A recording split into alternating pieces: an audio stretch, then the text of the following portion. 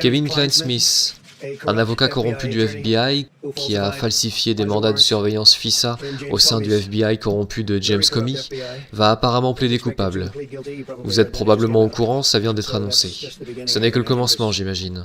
Ce qui s'est produit ne doit jamais arriver à nouveau. Il plaide coupable, c'est terrible, c'est terrible. La vérité, c'est qu'ils ont espionné ma campagne et qu'ils se sont fait attraper. Cet avocat du FBI est l'histoire dont nous avons déjà parlé plusieurs fois ici. Il a dit qu'il allait plaider coupable. C'est ce qui vient d'être annoncé juste avant que nous passions à l'antenne. Kevin Klein-Smith, qui est un ancien avocat du FBI, il a été assigné à l'enquête russe, et nous avons beaucoup parlé de lui dans cette émission parce que c'est le type qui a falsifié un email de la CIA, qui disait qu'ils avaient eu des contacts avec Carter Page et qui a utilisé ces informations.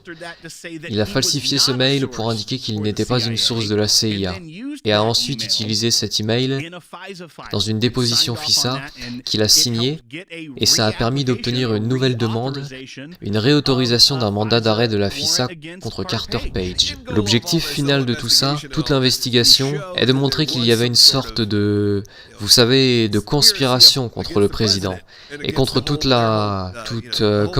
contre toute l'administration qui était en place à ce moment-là, et que tout ça n'était pas un accident, quelques petits problèmes par-ci par-là.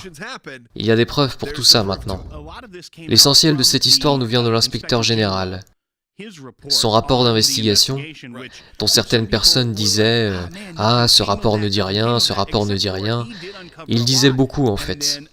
Et ensuite, le procureur général William Barr a pris le rapport de l'inspecteur général Horowitz, il a chargé l'avocat John Durham de mettre son nez dans ces histoires, et à présent nous voyons ces résultats. Ce qui pourrait aussi être un indice, c'est que potentiellement, ils sont en train de faire un marché avec ce plaidé coupable. Klein-Smith travaille et coopère avec les enquêteurs. Les dominos sont sur le point de tomber. Je pense que vraisemblablement c'est ce qui va arriver. Hier soir, le procureur général Barr a été sur le plateau d'Hannity sur la Fox et a sous-entendu que quelque chose arriverait aujourd'hui. L'enquête suit son cours, il y a eu certains retards à cause du coronavirus, mais je suis satisfait des progrès et j'ai dit qu'il y aura des développements significatifs avant l'élection.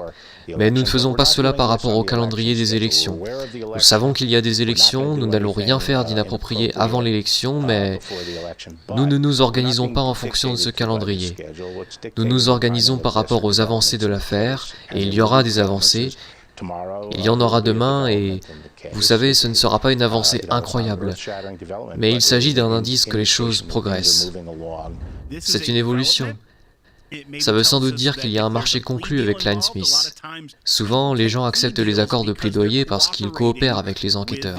Le procureur général Barr a clairement précisé que cela allait prendre du temps.